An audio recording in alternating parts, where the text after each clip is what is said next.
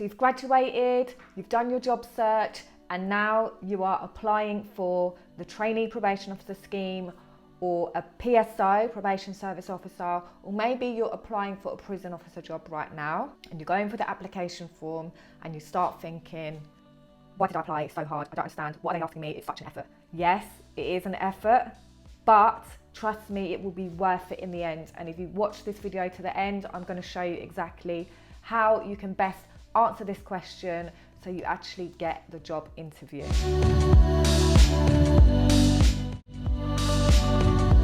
Based on the civil service competencies, you may be asked when you had to deliver a piece of work that needed to be high quality.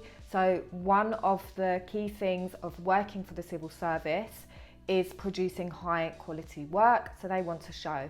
So follow these steps to make sure that you can guarantee yourself that assessment centre or interview. Step number 1 is really consider with this question the what. Okay, so what actual quality piece of work did you have to do? That can be anything from uni, your previous jobs, even if they're not related to criminology, it still counts. It may even be from some work experience or volunteering. And as with all your examples, try and make them a bit unique. So if you've used another example, try and think of a different situation just to vary it up a bit. Okay, so they are going to want to know what you actually done to make sure that work was high quality and accurate. So think about, say if you're thinking of an essay, which is your example because you haven't got any work experience. Did you follow certain guidelines? Did you follow the assessment criteria? Like really be clear on what steps you took to make sure it was a high quality and accurate as well. Like how did you make sure that you actually paid attention to the details? Because as a probation officer, your work needs to be accurate. It's got to stand up in a court of law. It's got to, you are writing stuff about people, so it cannot be non-accurate information. Especially when you're working in a fast-paced environment, it can be easy to miss things and make mistakes. So as best possible, you need to try and ensure accuracy at all times. They are going to want to know how you ensured dedication to actually achieving that accuracy, because sometimes it can feel a little bit relentless when you've got targets and deadlines and quality assurance. And to be honest, for me, that was the most kind of tedious part of the job. But we have to show that we can maintain that dedication. So what is it that made you actually be like, no, I am committed to always putting in high quality work and of a high standard? And what was it that made you so committed towards that? What did you actually do? So did you maybe organise your time well so that you actually got things done? Did you follow procedures? Whatever it was, explain what you did and how. If you've watched a lot of my videos, you will start to see a theme. The how and the why are really, really important. So go back to my videos where I talk about the structure of your application form, STAR, so situation, task, action, result.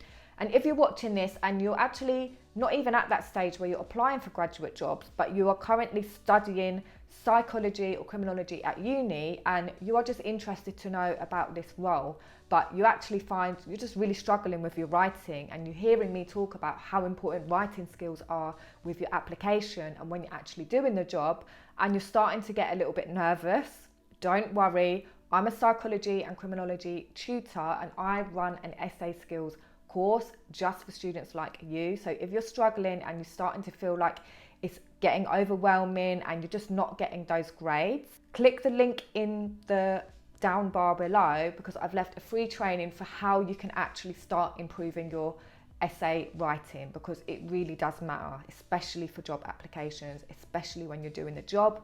People underestimate actually how much writing is required in these kind of jobs. So don't be put off, there is help at hand. So my next tip for you is think about the why. Why was it so important that you needed to deliver this quality of work? It shows that you're conscientious, that you actually know the importance of doing this. Because if they've got probation officers that don't really care why it needs to be of a certain quality, have kind of fallen out of love with even trying to have things of quality, then it doesn't really reflect a good service, and then obviously it doesn't reflect on the service they're delivering to all the different agencies and for the service user. So the civil service are really keen to show that you are conscientious and know the reason behind why you're doing what you're doing, because it makes you a more effective practitioner. Another tip for this question is they're going to want to know to what extent did you actually do this piece of work within the guidelines. So was there an aspect where actually you had to go outside of the guidelines? Like, just really show that you can understand about the guidelines and how you met it, or maybe how you didn't quite meet the guidelines. This also refers to processes. Working as a probation officer, there are a lot of processes that you need to follow. You need to do this step first, then this step, complete this referral, complete this form, take this action first, take that action. So they want to know that you understand processes and you can actually follow them. This is the bureaucratic paper trail kind of section of probation that, again, is a little bit tedious, but you have to do it. If you haven't already done so, have a look at some journals about being a reflective practitioner.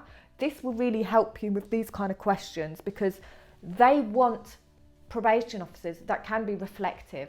So think about, how could you make improvements to that work that you are doing? It's showing that actually you're aware of processes and procedures, and you're aware of producing high quality of work, but actually could you make improvements along the way?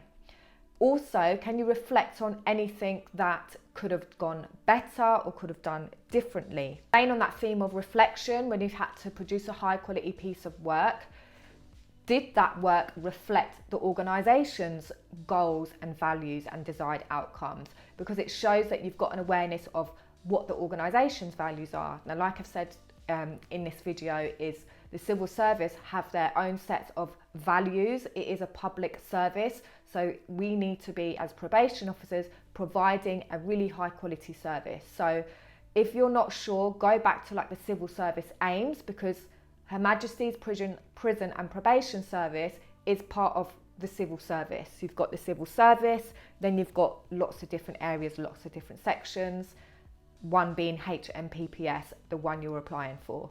So just have an overview of the values so you can see actually how important delivering high quality pieces of work are.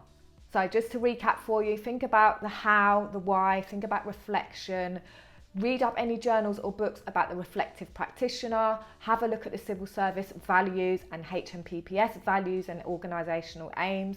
And if you are struggling with writing, check out the link below where you can access my training to help improve your writing skills and boost your grades away as well.